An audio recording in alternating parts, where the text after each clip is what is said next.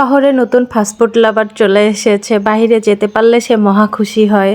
আসসালামু আলাইকুম, welcome to Sharmin world. বেশ কয়েকদিন থেকে আয়রাত জেদ করতেছিল পিৎজা খাবে জন্য।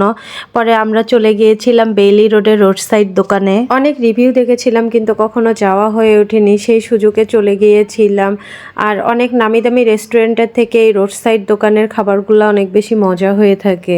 আমরা বাসা থেকেই প্ল্যান করে যাই প্রতিটা দোকানের আইটেম ট্রাই করব। প্রথমে আমরা লাইভ পিৎজার দোকানে চলে যাই, যেহেতু ওরা সাথে সাথে বানাই দিচ্ছিল তাই হাতে কিছুটা সময় নিয়ে গেলেই ভালো হয়, কারণ অনেকক্ষণ বসে থাকতে হয়েছে আমাদের।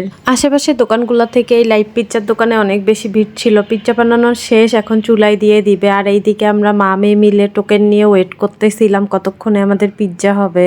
এই যে আমাদের পিৎজা রেডি। পিৎজার টেস্ট ভালোই ছিল, কিন্তু যেহেতু আয়রাত খেয়েছিল ওর জন্য একটু বেশি স্পাইসি ছিল। বাসায় রান্না করা তরকারিতে ঝাল বেশি হইলে আয়রাত খেতে চায় না, আর এখানে পিৎজাতে মোটামুটি ভালোই ঝাল ছিল।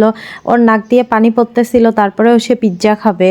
এরপর আমরা পাশের দোকান থেকে মোমো অর্ডার করেছিলাম। আমরা নিয়েছিলাম চিজ মোমো।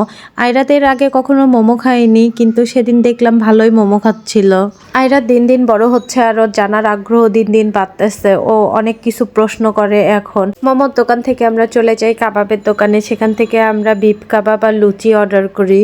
অর্ডার দিয়ে আমরা মামে মিলে এদিকে খেলতেছিলাম। কোথাও যেতে পারলে আয়রাত এরকম খুশি হয়ে যায়, একা একা রেডি হবে, সবকিছু একা একা করবে।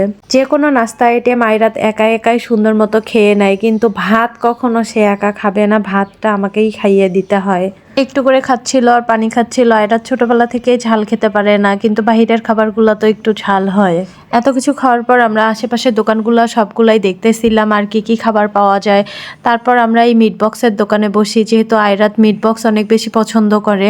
আমরা এখান থেকে মিট বক্স আর কর্নডগ অর্ডার দিয়েছিলাম। খাওয়া দাওয়া ঘোরাঘুরি এখানেই শেষ। ধন্যবাদ সবাইকে এতক্ষণ সাথে থাকার জন্য, ভিডিও দেখার জন্য। আল্লাহ হাফেজ সবাইকে।